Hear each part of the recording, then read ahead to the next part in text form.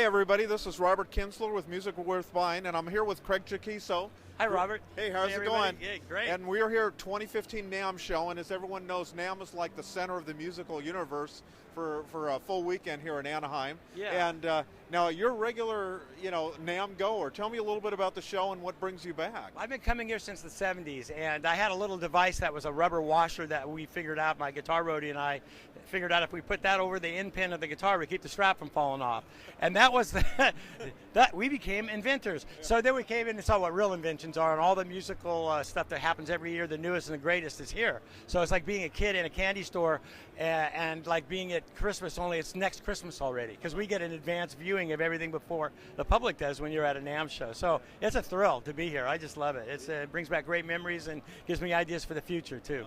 Great. Now I know you sometimes come here to Orange County to perform too and stuff, but so you come to NAMM just to come to NAMM. You're not necessarily coming down here to perform per se, right? I usually perform, it just kind of works out that way if they know I'm here, and I'm happy to do it. In this case, I'll be playing for Carvin, who've been making my guitar since the Starship days, since the 70s and on until now, plus all the recording gear. I mean, my solo records that were nominated for a Grammy and #1 albums and all that. I love saying that. Yeah, I know. Yeah, well, it's true. Well, especially at a NAMM show, because I made all those records in my house, with the gear that you would get right here at a music store. So not everybody does that. I'm sure Eric Clapton goes to bigger studios sometimes, and I do too. But it's just nice to have that kind of quality available in your house, and it's all here in this technology, and it's all right in our backyard. So I've come, and I like to play for Carvin since they were there for me for decades, and then I get to hear everybody else play and see all the new stuff. So. Well, I'm definitely come see at Carvin, and maybe we can show some of that footage too. But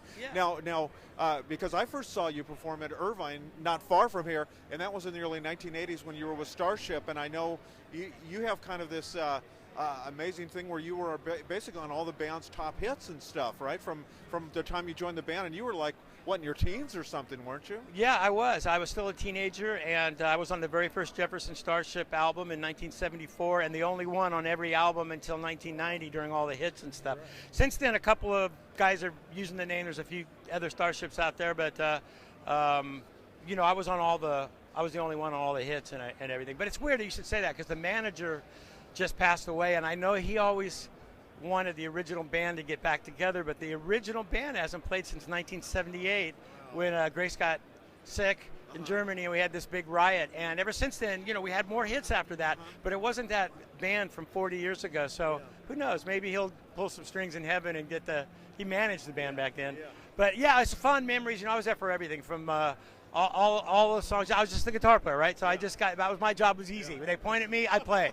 And it hasn't changed much. So it's nice to be back and just to have a career in music. The Starship was one thing, but then I've also had a chance now to do And then I know I reviewed one of your recent albums, which was blues, which is, so it's like, and that's the incredible thing about your career, that you have been able to transition into other genres of music rather than just be pigeonholed. Well, I feel grateful for that, because a lot of times it's hard to break into a pigeonhole, and then it's hard to break out of one once you're in one. And I've been really fortunate just to play music, and whether or not it's smooth jazz or pop or rock or blues, to me it's all music, and it's all done on the guitar. It's sort of like, how can you be on the Hollywood freeway here and stay on that same road and have it turn into the Redwood Highway? Right. It does. It's the same road, but there's just certain areas along the way, from electric to acoustic to jazz and blues, and I get to stay on the acoustic highway. That's the name of my first album. Right, that's right. So yeah, it's great to be back and be here and playing and talking to you as always, Robert. You've sort of been kind of a road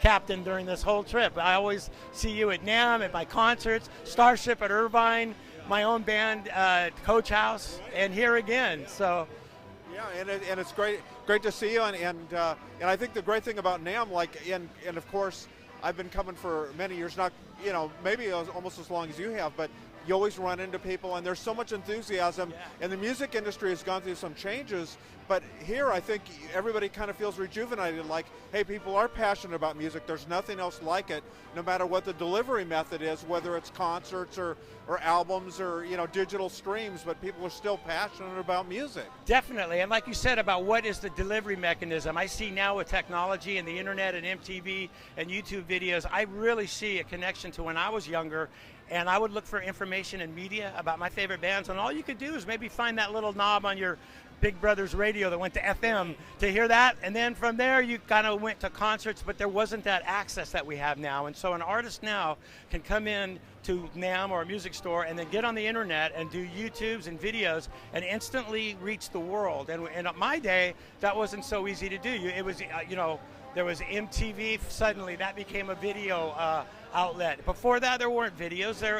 And it was like kind of like the talkie movies. When the talkies came out, then the actors were judged on how they sounded. And they say that the video killed the radio star. Well, it became more about media. It wasn't just playing guitar anymore, like when I would close my eyes and listen to Hendrix and make up my own videos in my head. Now there's actual videos that you can watch, and for us, MTV was the only thing that can do that. Now people have the internet as their MTV. That's exciting to me, to be able to see artists that might not have made it through the gauntlet of A&R guys, because, you know, Jimi Hendrix has passed on, and the Beatles and all these great artists. What if no one ever said yes, right? So now you've got all these kids that can come to NAMM, and I consider myself a kid too in that respect. But you know, you could get online and you can put your music out there and have people see it, and it's more of a chance to be heard and seen. And I just think that's a tremendous gift to all us artists out there. Well, hey, listen, thanks very much, and I know we'll catch up again soon. Good seeing you at NAMM, and I want to, yeah, you're welcome, and thanks everybody for tuning in. And this is Robert Kinsler and Craig Chaquico from the NAMM show, and we will see you soon.